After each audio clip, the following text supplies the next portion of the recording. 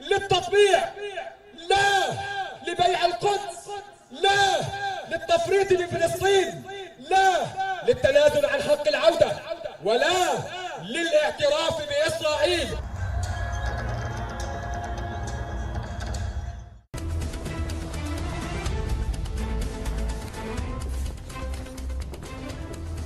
French President Emmanuel Macron says that his country looked on anti-Zionism as one form of the hate crime.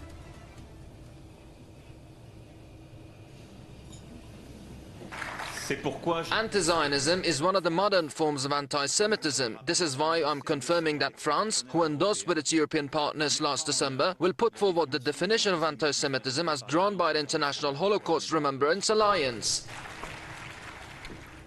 Macron was speaking at an event hosted by the Representative Council of French Jewish Institutions.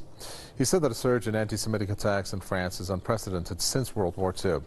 Macron promised to crack down and added that a bill aimed at curbing what he called hate remarks on the internet will be introduced by May.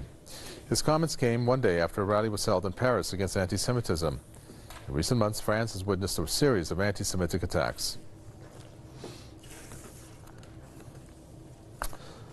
Rabbi Dovi Feldman, spokesman for Natura Carta International, joins us from New York. We also have James Thring, peace advocate and political commentator, who joins us from London. Gentlemen, welcome. First, let's understand what is going on in Europe, James Thring, when it comes to anti-Semitism. Why has there been such a rise? And we can mention in this particular case in France. Well, I think even in France and Germany and the United Kingdom, it's very largely linked to Israel's attacks on the Palestinians.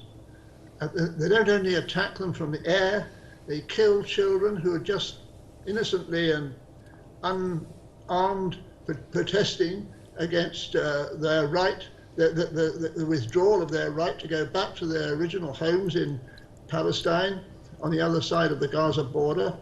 They imprison children, they torture children in prison. These bits of news are not very well known, but they are filtering through. People can occasionally see them on their television screen, and that makes them anti-Israel. And the Israeli lobby is trying to cast any criticism of Israel in the same bracket as anti-Semitism, which of course is a fake. So does anti-Semitism equate to anti-Zionism, Rabbi David Feldman? It's a very important point. Now, I have to begin by saying that anti-Semitism is an evil concept, and we appreciate whoever stands up to prevent or stop any anti-Semitism if it does take place in any part of the world, in any part of history. The Holocaust was one of the experiences in that part of history which is so sad and was so painful and is still remembered by just people, not only Jews, worldwide. But to allow an oppression of an entire people, the Palestinian people, because of this accusation that whoever speaks against Israel, whoever speaks against anyone who might be from Jewish descent, this criticism should be considered anti-Semitism, is evil as well. We have to remember that anti-Zionism has nothing to do with anti-Semitism, since Zionism as a concept and the Zionist people, the Zionist movement, the State of Israel has nothing to do with Judaism at all, other than the people who founded the philosophy of Zionism and the people running the State of Israel today happen to be from Jewish descent. This is an embarrassment to the Jewish people from the very beginning to the present day. We have to remember that this is in total contrast to everything that Jews believed in for thousands of years. This is in contrast to the Jewish religion. This is in contrast of the will of masses of Jewish people worldwide. Now, criticizing some crimes being committed, sadly, by people from Jewish descent, supposedly in the name of all Jews. This is exactly what they want to do. They want to present themselves as representations of the entire Jewish people. Criticizing these crimes in no way should be or can be considered anti-Semitic at all. And it happens to be that Zionism is the greatest form of anti-Semitism today in so many levels. They educate hatred towards religious Jewish people who don't align with their policies. They intimidate Jewish people who Okay. Looks like we may have lost Rabbi David Feldman. James String, to round this up, do you think that Israel and the officials actually are making their decision as to what is anti-Semitic or not, and then placing the blame onto people who are portraying something that may or may not be anti-Semitic?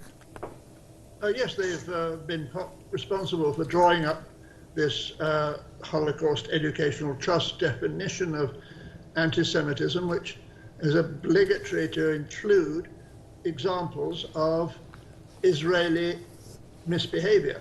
In other words, examples of criticizing Israel. That's something that they include in the definition of anti-Semitism. So by my criticizing Israel for their crimes against the Palestinians, I would be guilty of anti-Semitism. I would counter it by saying that, as Rabbi Dav Feldman has said, the Jews are not represented by the Israelis. They're a different bunch of people. They're rabid nationalists, they're racists, they have a racist ideology, they have an apartheid regime, and they are committing war crimes every day against the Palestinians. So it's perfectly legitimate, in my view, in international law, to criticize, not only to criticize, but to even take them to court, the Israelis. So they can't have it that way. They are bending the law to suit themselves. And Netanyahu, after the caste-led attack on the Palestinians in 2009-10, said to every Israeli ambassador, that's about 150 people in prominent positions in every country, you must recruit 1,000 students and activists to counter all the criticisms of anti-Israel criticisms of Israel that you find on the internet or in newspapers or anything like that. So there's a huge wave of people with probably nothing else to do but watch what we're saying and doing that's critical of Israel, and then countering it by flooding the internet with either accusations of anti-Semitism or saying that there are good reasons to attack these Palestinian people who've got no army, no defense, and very little coverage in the media. So the last people on earth who should be attacked. Very well. Thank you very much for that. James String, peace advocate and political commentator. And thank you, Rabbi David Feldman, spokesperson for Natura Carta International from New York. And that does it for the News Review.